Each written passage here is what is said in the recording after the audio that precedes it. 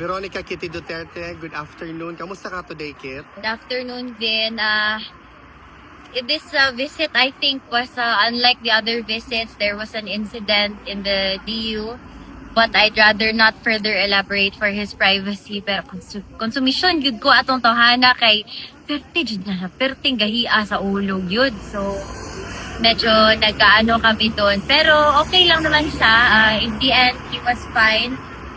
Ito pala, kanino na lang to? Sinong may gusto nito? Iyahan na, wala na kaon. He's okay. Nagka-problema lang siya.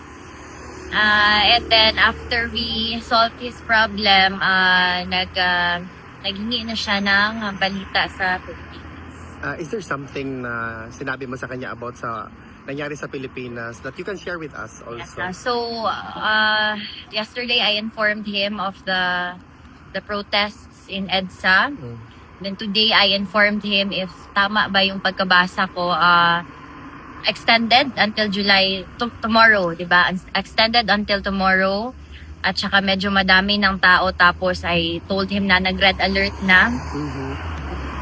Sabi niya lang, maiksi lang yung sinabi niya. He said, sa mga Pilipino, pagpatuloy niyo yan. So, take it out however you think it means.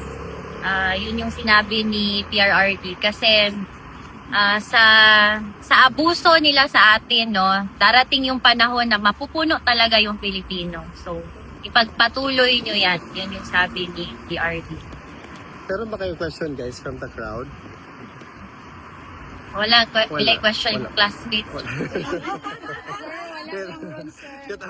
Do you have any message to the Filipinos na steadfast sila? Actually, Kit, with regard doon sa permit, yung Quezon City, di ba, inaprubahan nila, but at the same time, on the same day, nag-release din sila ng statement na winidraw nila yung permit daw.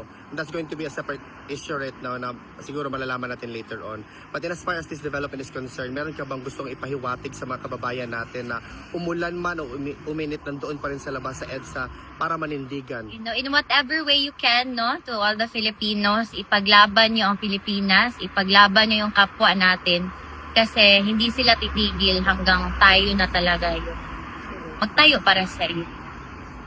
Veronica, hopefully everything is peaceful.